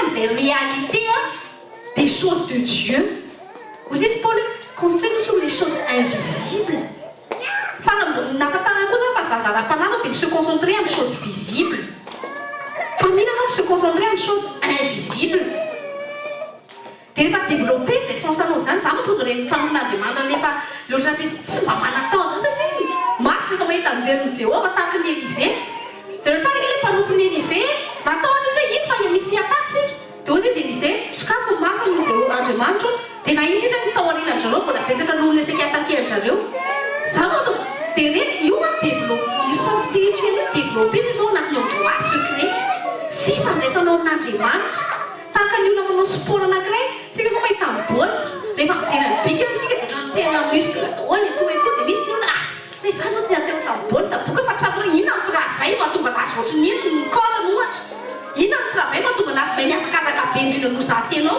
satria misy travail fa mavoan'ny kristiana mihevitra be tsy hoe la grâce dia kamolasy kamivavy eo tsy fa ny salut gratuit fa misy zavatra tsy maintsy payenao mba azonao résultat miavaka ka mosesa tsy n'Andriamanitra nandeha tany amin'ny désert mihitsy aloha ino moa tian'Andriamanitra le payena afantaranao le prix hoe ianao nge tsy voavotsy fotsiny comme ça ndraindray ny kristiana manao maivamaivana fotsiny hoe nahatonga Jesosy ty totaly ndraindray miraisina comme ça eny mahafalan'ino zany le krismasy dia sakafo fotsiny izy dia bon prétexte pour l'ivrognerie l'accès de table fa l'esprit mianimy ao ambadika ndraindray adino tsika zao raha miara-mifaly tsy manao hoe resaka ivronie fa tena ny anatin'ny finoana tena hoe célébrer Dieu hoe tsarovana hoe zaka tsy voavonjy raha tsy nanaikina ny teny Jesosy tonga nofitaka anatiny tondra ny fahotana dia maty teo amin'ny toerako dia nitsanga velona indray izy dia izy velona ato anatiko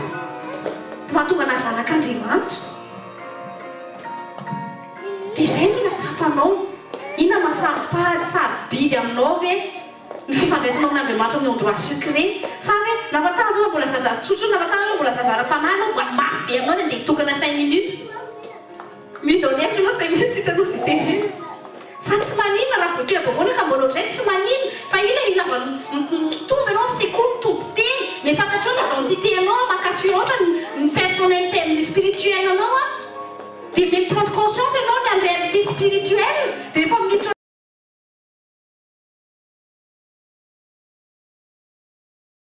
lanitra eo aminao eo dia ina hoe tsy tahialo mihitsy fa zay zavatra hoe tsy iainanao mihitsy raha ohatra anao ka tsy mikatsaka ny tavan'Andriamanitra tsarofo tsara fa tamin'ny Adama nanotra dia Andriamanitra nitady azy voalohany ozy izy ny ten'Andriamanitra hoe alohantsika tia azy ozy dia efa izy tia antsika satria ny Jesosy maty alohantsika ny bebaka dia efa maty ho antsika Jesosy donc tsika tsy manana droit mihitsy tsika mbola hitady zavatra amin'Andriamanitra satria il est venu à nous avant que nous venons à lui fa rehefa tonga amintsika amin'izay Jesosy nomeny ny teniny nomeny Jesosy mila amin'izay ianao katsaka ohatrany hoe papier cadeau Jesosy tahaka amin'ny pakina papier cadeau tanao rehefa may cadeau mila mamahy ianao dia mila jerinao ny zavatra ao anatiny dia tsarotsara zavatra rehetra ao anatin'ny cadeau men'Andriamanitra iny misy dika daolina iny ny tanjon'Andriamanitra dia ho ampiasainao contre ny ennemi antsika dia Satana dia ianao mila mahafantatra mila mamoha an'ity baiboly ity ianao ity baiboly ity kristiana tsy mahafantatra hoe baiboly io ke tena trésor tena goavana be ka io trésor io any amin'ny pays persécuté zao ohatran'ireny ireny tsy haiko nareo fa hita tao amin'ny Facebook hoe zarana baiboly ny any Chine fifaliana retsy zany dia ianao ny andro fifaliana mahazo 6 000 € par mois anao vao iandro hifaly nefa misy arena mihoatra noho 6 000 € eo mba masinao isanandro na anaty ianao dia sokafanao ny téléphone-nao dia ouais je suis face à un trésor que je veux fouiller fa mahavoan'ny Kristy dia ohatran'izay mahatonga ny continent africain pauvre rehefa jerentsika ny géographie ny 5 continent dia izy moa continent tena misy arena indrindra ny Afrika ingiritra na fauna na flore zavatra ny arina ambany tany dia manina efa izy ny pauvre satria ny africaine kamo saina tahaka ny Esau kamo fa ny occidental ohatran'ny Jacob sady nisy le fafiantsena côté négatif fa le miketrika le mandinika dia ina moa zany tokony ataoko dia ina moa jereo tsara ny africaine manana tany ny afino ambanin'ny tany ny araiky ibony tany fa ina zavatra nataony fotsy namorona machine mba nagoana ny tany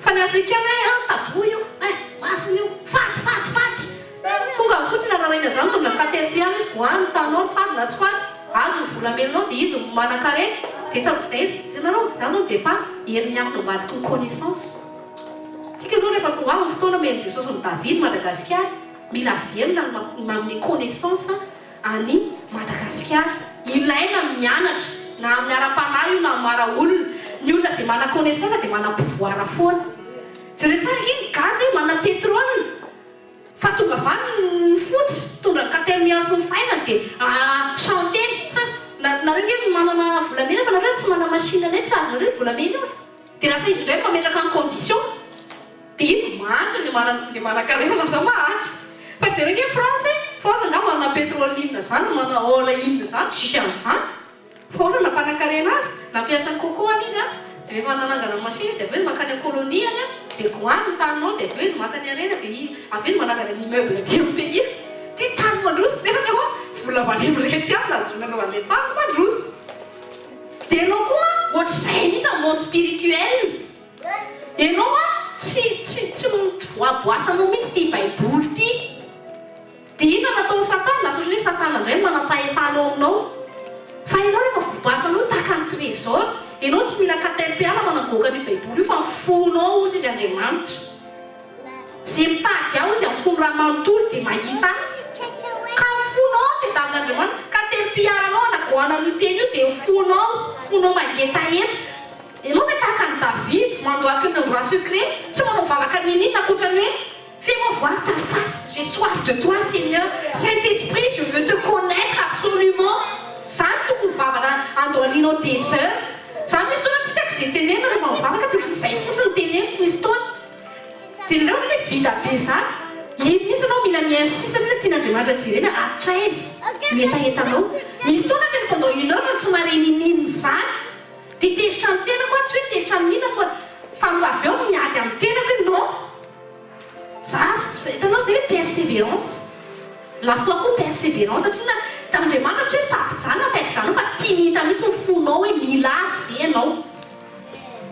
Dia ino fonao ho eto anatrihan'Andriamanitra za Saint-Esprit, moi je veux te connaître.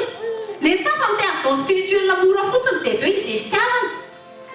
Atao inona ny don spirituel raha ohatra ka mifananao raha ohatra ianao ka tsy tian'Andriamanitra koa fa izy estiavanao fotsiny angalaranao ny lazan'Andriamanitra. Zany mitsotra n'Andriamanitra soa nefa tsy tonga dia men'Andriamanitra 9 dao angamba ny tena lasa soly aho. Dia misy fotoana izay ampaesika ny tenaka ahoana moa zany Andriamanitra ilay promessinao dia izy Andriamanitra toy izy ny fitadiavanao anahako.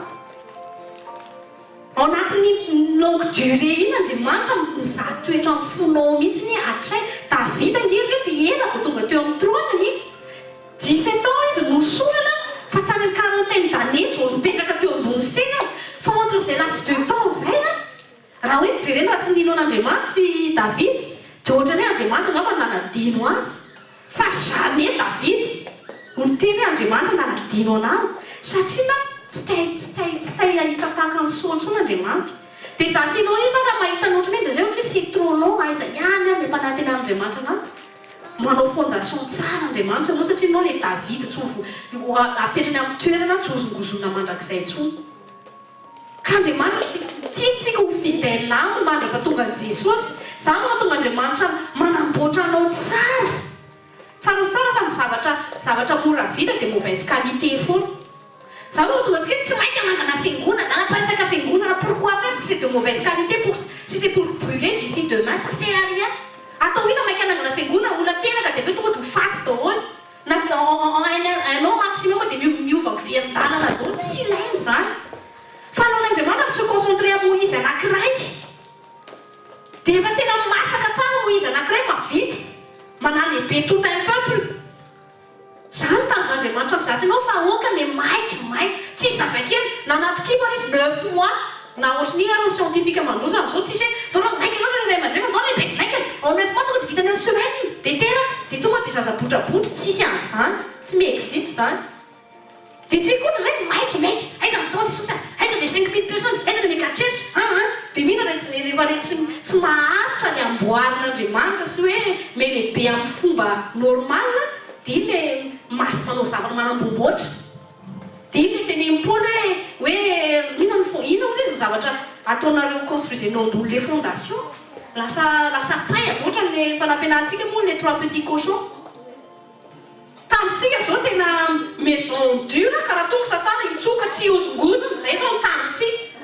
Ka ny tranon'ilay 3e petit cochon il a mis du temps à construire fa paille vetivety tsikitsik nanankiray dia zareo be da be nge misomoky atsika aiza kory aiza ihany kotra manoseko la tsy takory ny olona zareo atao vitsivitsy wa fotsiny betsaka ina teny satana tsisy raha lavitra zany. Davida rehefa tonga teo amin'ny trône zany izy navitana ninazy nalaza eraky ny baiboly ny anaran'ny Davida. Saoly rehefa mieritreritra anao Saoly tonga dia zavatra fanoharana ratsy ny azonao. Ka za sy ianao raha mbola tsy tonga Jesosy tamin'ity tany ity ahafantatry ny laza ny anaranao ny ora no finonao an'i Jesosy satria ny ianao ilay naharitra dia nanaiky ianao ny lehibe nanaiky ianao namboarina. Zany moa dia manana zay mihitsy atao poka hoe za tena fantatro anisan'ny ampiasain'i Jesosy amoka génération gasy vaovao. Zany tonoiko foana zany isan'andro na nino hitako masina tsy hita maso za mino an'izany. Be da be ny olona tsy mino intsony hoe izy zavatra hivoaka tsara Madagasikara na maranofo na mara spirituel. Be da be ny gasy déçu amin'ny corps du Christ gasy dia lasa izy mankany amin'ny vazaha za hijoro matoa mbola miexiste ny génération malagasy misy mosesy avoakany ao zany za anisany tsy haiko hoe ianao raha anisany manaiky choisi de Dieu ianao za sy ianao za tsy kivy amin'izany mihitsy izy tsy resaka fierté na orgueil fa za tiako alohan'i Jesosy tonga any amin'ny rano any lanitra ahito zao rehetra zao hoe quand on va rehefa isy olona eritreritra hoe Madagascar tonga dia wa ny anarana enseignant tonga dia tahaka ny izy moa le maître Martin Luther King za sy anao tia nampiasain'Andriamanitra anova sy bouleverser génération tahaka Martin Luther King fa ianao hoe mihevitra fa jereo tsara na phrase phrase de sagesse teny Martin Luther King na jery sa mampiasa phrase de sagesse satria il a impacté sa génération fa ahoana dia ianao hoe mihevitra fa il a impacté sa génération sans payer un prix zay ny problème any gasy tsy te payer ninnininy za moa rehefa misy resaka vita gasy dia zavatra vita mora ianao gasy filamiana amin'izay zavatra hoe vita mora zay avy anao fa mora ve na tongavan Jesosy teo amin'ny lakona tonga anao voavonjy ianao zany raha tianana victoire tu dois passer par des combats tu dois passer à travers la mer rouge tu dois passer à travers les adversités tu dois faire face à Goliath ka ianao formen'Andriamanitra ianao anana esprit ana mental de gagnant fa tsy mental ana olona mohatra matahotra ataotra didina moa dia aveo gasy rehefa misy olona tafita dia jaloux c'est facile d'être jaloux des autres c'est facile de dire du mal de ceux qui ont réussi sans un esprit de prospérité c'est facile de satria ianao miana tsanananao zavatra satria ianao miana zavatra nataony dia au lieu anao mampiasa ny fotoananao hitravaillenao koa mba tonga anao mba ambina zavatra tao dia lozanao na nianina fosanianina fotsiny dia volana io mitsinjaka mihitsy dans le monde spirituel ody ianina tafita ihany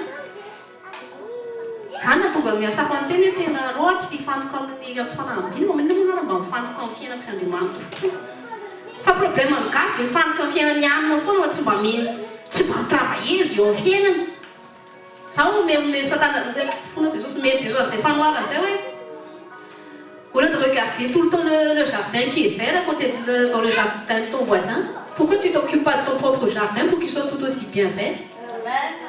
Si tu te concentres plus sur ton propre jardin, il t'en va à ce que tu non? Fa maniera se concentrer amin'ny eo akaikinao foana dia manao ny niana maniry be voninkazo Clénon, le temps que tu perds ton temps à critiquer ton voisin ou jalouser ton voisin, maniry ihany mauvaise herbe eo toerana eo jardin anao. Dia io na tsy mba hisy tsy mba miadmirer ny fiainanao mihitsy satria ianao la niandro miteny ratsy anianina foana dia miantso namanaka koa dia vika ana dia jerena iany jerena. Zay zao zavatra miraintsika mivavaka zay ny amin'ny peuple malgache. Zavatra tokony ataontsika mahitsika zao mety ho fiangonana ihany zao dia eto ambavaka. Hozy izy Jesosy hoe ataovy amin'ny aka izay tianao ataonao ny tenanao. Ohatra hoe ministèrantsika zao mizara tiantsika hitranga dia tsofrany fiangonana ihany sy ministèrany ihany. Saorana Andriamanitra ilay ministèra vahiny mandroso be reny. Dia mba jereo zavatra fatao koa mavoangasy ohatra misy ray zao tafika dia ho toeran'ilay admirativa fotsiny izy dia tsiriritra fotsiny. Fa zavatra tonga ataontsika misy olona ray zao efa nandalo chemin ankiray dia tafika izy jereo ny témoignage de vie an'iny olona iny ahoana mahatonga anazy teo dia raisy le soa. Hoy izy foana efa tao ny zavatra rehetra. Fa raha misy zavatra koa hitanao fa tsara afaka raisinao afampianarinao anao dia raisy fa ça orgueil zany j'ai rien à recevoir de personne. Zany zao ny mentalité de prospérité daholo zany. Za zao didiniako daholo efa anisany rehefa misy olona mpanompon'Andriamanitra na maninana ny vie de foi teny afaka raisina exemple dia tsy tena maniandro aloha meno mitoroteny na hoe boky vidiny fa ny témoignage intéressé anako. Par quel chemin il est passé, comment il a fait face à l'adversité. Rehefa nenonareo rehefa mpanompon'Andriamanitra ny impacté génération be da be reo Tibi Joshua, pasteur Bénine reny averinareo tonga izy nga dia tonga teo nandalo désert daholo reny. Jereo ke reny rivo Castamou reny fantatrao hoe ny témoignage niny olona no miadmirer reny eo fotsiny dia laha niandro miadmirer anao za tsy miova tsy milehibe tsinitsiny eo ihany avy eo rafi-kinina maniry tsy ny kinina ao tokotany ady kinina maro to maniry eny maimay fa tsy mino fa tsy tsika ntsony izay malagasy zay. Tsika ilay Mosesy atsangan'Andriamanitra, tsika ilay Jesosy kely natsangan'Andriamanitra ao amin'ny génération-tsika. Tsika ilay Mesaka, Abednego, Daniel nalefa aty Babilôna hijoro hatramin'ny farantsika. Na mandalo afo tsika hijoro, na mandalo rano tsika traversentsika na misy Goliath androsy foantsika na misy miteny dratsy tahaka ny Davida manenjika misy mirejeté mihitsy antsika tahaka ny Joseph. On s'en fout, on avance vers notre objectif, on a un objectif. Tu ne perds pas ton temps à jalouser à côté. Tu ne sais pas les manguer. Tu vas t'arrêter, tu tais-toi, oui. Tais-toi. Tu as mis un objectif, tu as mis Abraham. Vous êtes tiré aux qui t'a continué, on va continuer. T'as rien à faire. T'es une histoire, ça t'a dans le kit il y a Sarah. Não é terrible. Não é terrible que está Satan dia a máfia meteu ficação nas promessas ou tsainao zay nataon'Andriamanitra eo fiainanao ka promesse nataon'Andriamanitra amin'ny fiainantsika na vie personnelle zany na vie communautaire amin'ny assemblée atsika goavana tsika zao hiditra amin'ny 2016 goavana zavatra man'Andriamanitra atsika ke nao zalany andro mijery zavatra hita maso fa tena Jesosy développé ny maso spirituel mba hitako hoe ino mba afahako miomana ohatrany ahoana ka zavatra miandry ao Andriamanitra dia teneno Satana tu m'auras plus hoe tsy matinao amana tsy matinao mandrakizay tsony koa za tsy maintsy tanoka délivreko ny captif zay natazoninao captif reo betabe za fisify anaraka anao mahita amin'ny anaran'i Jesosy ameritaona ianao dia efa hitarika faman'olona betabe amen ianao mety aven'olona fotrany ambiditra ny asanao ambiditra ianao ohatrany ambanian'olona ianao le éleven'Andriamanitra satria ianao sy humilie teo anaty ianao ny hitako le mahay indrindra ao am-pianarana satria ianao matoky an'Andriamanitra satria ianao manana l'esprit de sagesse intelligence famille église tsy orgueil famille izy mahatsapa tena je suis à part je m'identifie pas à ce que les gens pensent de moi je m'identifie pas à ma situation actuelle je m'identifie à ce que Christ en Christ il m'a créé pourquoi za zao misy tsy mahafantatra zay mana destiné tsy haiko ianao raha manatra za zao zay mivady fantanay tsara mihitsy ny destiné anay ny antoko raha mbola tsy mahafantatra dia angatao Andriamanitra satria rehefa fantatrao mila fantarinao inona moa ny antoko-pisinao dia rehefa fantatrao zay antoko-pisinao dia manana zay objectif zay anao réel aminao zay objectif zay ka ninona zavatra mety mitrano tsisy rahanao zay fantatrao dia objectif kanala hitsy tsy maintsy tongany aho réel aminao kanala raha mbola tsy tongany aho tahaka ny Joshua méditer foana ny promesse de Dieu ozy Dieu ianao ny rahako amin'ny kanala dia méditer foana zay sanandro mamalana za tsy maintsy tonga amin'ny kanala za sy miankohona koa sy manompo an'i Jehovah zay amin'ny kanala dinao koa tokony ohatr'izay ninona diversion amin'ny fiainanao kanala miandranao io fa za tsy maintsy tonga kanalanao mety promotion zany na asa zany na amin'ny asa fampony zany izy daholo fa promotion zany fa aza tsony ianao manaiky intimidé ny Satana fa mandrosoa dia mitomboa ao anatin'ny fahafantaran'Andriamanitra tomboa amin'ny stature anao en tant que fils et fille de Dieu dia aza manaiky tsony ampitaholo ny devoly fa intimidé ny devoly amin'ny zavatra tsisy dikany sasany ary antsy tsy mampitahoatra anazy ny devoly sy ny mpamono ianao vava avy natahoranao na tsy haiko aza matahotra an'izany ianao fefa an'Andriamanitra ianao choix personnel de Dieu ianao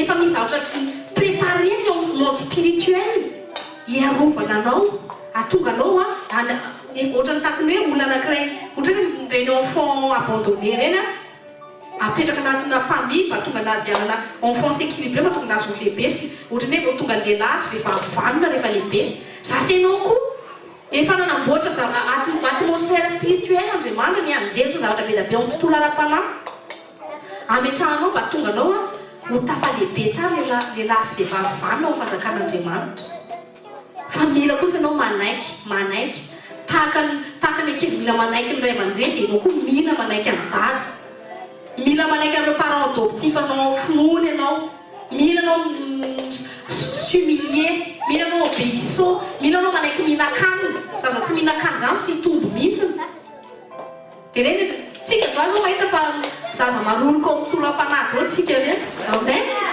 satria tsika dia misakafo tsara sosorano tsara lehibe tsara ny ao ara-panahintsika dia tsy voareborebo ny Satana intsony tsika dia voninahitra ao an'Andriamanitra leny any